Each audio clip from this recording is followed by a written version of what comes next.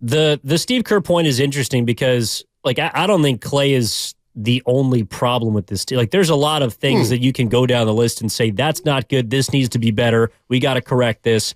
But the one thing that kind of, I guess, elevates Klay on people's DEFCON level is Steve Kerr is loyal to him. And so he's going to play. Like, that's just how it is. Like, I don't think Andrew Wiggins was any better than Klay Thompson last night. I don't think Andrew Wiggins statistically played worse than Klay Thompson. Like, he's hurt the Warriors more this year. But Steve Kerr has shown that he's willing to not close a game with Andrew Wiggins. He did it on opening night when Andrew Wiggins was a ghost against Phoenix. He closed with Kuminga that night. Kerr hasn't shown us that he's willing to not close with Klay Thompson. That to me is the only difference. Yeah, and I'll before the text line even comes down my road, I'm going to beat you to it. I was going to say, we've been talking about Klay Thompson for a half hour. We could talk a half hour about Andrew Wiggins. Yeah, Andrew Wiggins has been no better than Klay Thompson this year. I mean, to me, they're in the exact same boat. I think the reason Klay's more, I think the reason that we maybe harp on Klay more than Wiggins isn't necessarily because we dislike him more. I think it's because Klay is a four-time champion. Wiggins is the guy who's just been here for 3 or 4 years. So Klay is a more delicate situation. We talk about Klay more. What's going to happen to his future? His contract situation is more urgent than Wiggins. So, I'm with you. Wiggins, Wiggins has been pretty bad. And I think, he's been pretty bad. That's why Kerr is talking about the starting lineup. Like, I don't think you make a starting lineup change if there's just one guy who's kind of a question mark or an issue. But if you got two guys out of the 5 that are not consistently providing production, then you do have to go to the drawing board. Right. I mean, the one point I'm trying to make also with Klay Thompson is if you're telling me right now he's playing 30 minutes a game and he's taking 13 shots a night, and that's 4 or 5 fewer than essentially his season or his career number. Well, then you know what? How about we just play him 25 minutes and he takes 14 shots a game? You know what I mean? I'd rather have him play 5, 6 fewer minutes and still take the same amount of shots just to see if, and maybe playing against a second team, he gets better, or a second unit on the other team, he gets better looks. That I would be an advocate of, more shots in fewer minutes. I just don't know how many he can squeeze off anymore. Well, quietly, Kerr has been running him with the second unit a lot more lately. Now, he's still starting, he's still finishing, but I think that Kerr has been using, whether it's Podziemski or Paul, guys that are more playmakers and creators for others. I think Klay Thompson has fit a little bit better, and he did, maybe it wasn't the second Clippers game, but the first Clippers game, he looked pretty comfortable with the second unit. So maybe Kerr's been tipping his hand a little bit. I don't know. This from Tomas on the YouTube chat. We can't even trust Wiggins to make a free throw right now.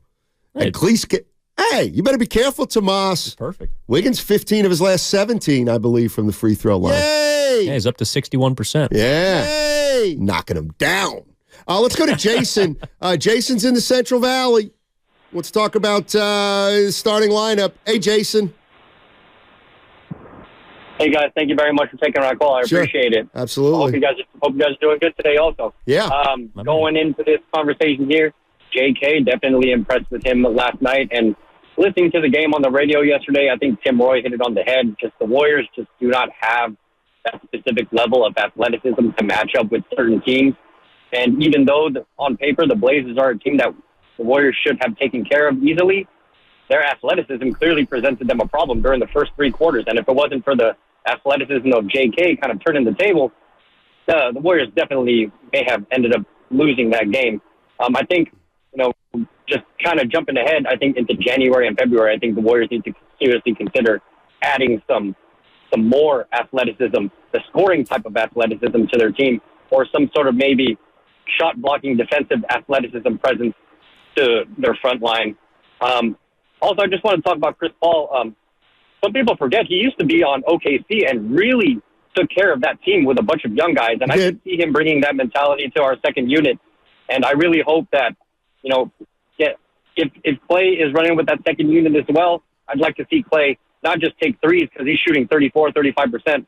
He's still doing well shooting from the mid-range. I'd like to see Klay maybe take advantage more of the 15 to 20-footers as a part of his game rather than continuing to bomb open missed threes lately. So thanks again for taking my call, guys. That's my take. I appreciate your time. All right, Jason, thank you. Jason, listening on the Odyssey app. You can always download that and hear everything on 95.7 The Game.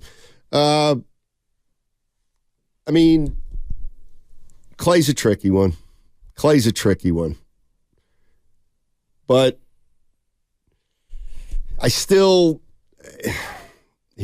one. This is the other thing, and we always talk about. I do feel bad for Klay Thompson. I mean, he got dealt a bad hand, 2 of them. But like last year this is the one thing I do worry about when I think about the team last year and the stuff that was going on. It's not all. It doesn't have to be malice or malicious what's going on, but the Warriors do have a challenge with they want to win. Klay is a celebrated player who's in a contract year. We all think he may need to take a lesser role. Like, that's tricky. Like, that's really hard to navigate and win seamlessly at the same time. You know what I mean? It's nobody's fault. Same with Steve Kerr, with whatever's going on with this contract situation right now. With, if Wiggins is having some kind of ambivalence that we're not aware of. Like, those are things that, they get in the way of being successful. Yeah, we'll find those out in the documentary, which you probably won't watch in 10 years. Shout out to the YouTube chat, Reynolds Mortgage and Realty, 49ers, donating $2. I'm sure we'll get to them in a little bit. But I think with the question at hand is, how much do you think the contract or lack thereof is affecting Klay? Because I actually don't think it's affecting him that much. Like, I think he's just a lesser version of his former self. And because we've also seen him kind of battle these, if you want to call them demons or, ineffective stretches. Like, we've seen him do this before, even dating back to last year. But when he came back from his injuries that first season, it was the top 75 list that he was left off of. Right. Then early last year, it was Barkley that he was mad at for calling him, no longer the best two-way player in basketball. This year, there is a contract at the end of the year, so there's kind of a carrot that's being dangled. But I think he's just fighting age. He's fighting father time more than he's fighting the question mark of how much money he's going to make. I would agree with you. I would agree with you because we've seen Klay for 12 years. I don't feel like right now he's playing with the chip on his shoulder. I think he's pressing, but I don't necessarily think that's because of the contract. I think that could very well, like you said, be his game or be where he's at in his career, and he's trying to figure it out. So for anybody who was saying, well, you can't have Klay come into a contract year because he'll lose it mentally, or he could lose him, or that's I don't feel like that's why he's not having a great year.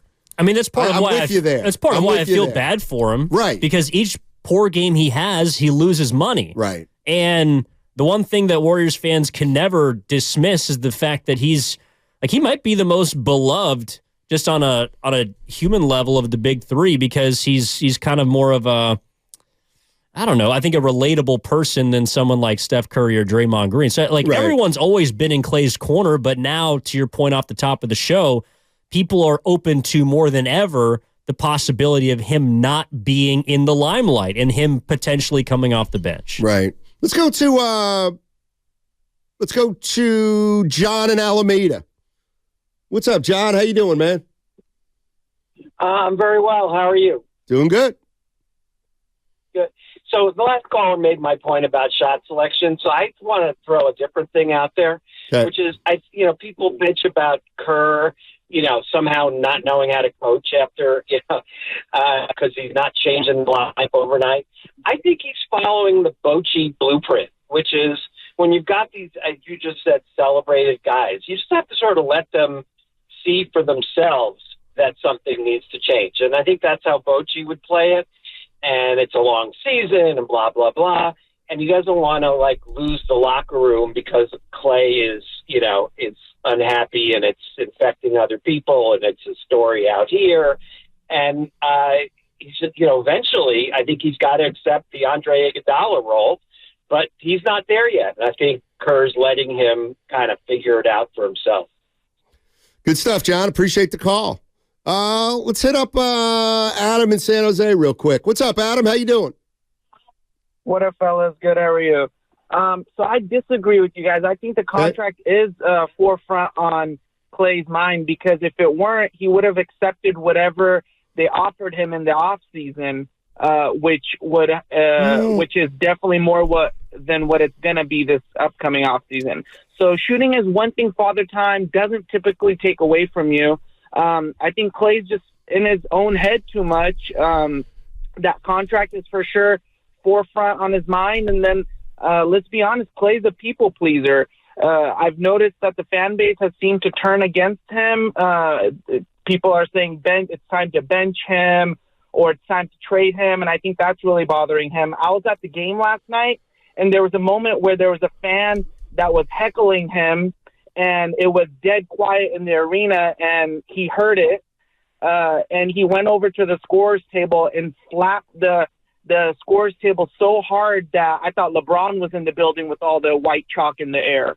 That's a 3. He should have agreed to whatever they offered him. Well, you know what? Appreciate it. Adam, thanks for the call. Appreciate it. We're also kind of getting up against it. We need to clarify. We don't know anything about what was offered, what was turned down. We don't know if there was an offer made. We don't know. We heard a report that Klay wanted something, but this was even during the season last year. We have no idea how the Warriors and Klay Thompson have approached an extension since last season. Well, it's not like the Bob Myers situation where we found out, I think around this time or maybe a little bit ahead, that he had 2 contract offers that he declined. Right. Like it's nothing like that. Right.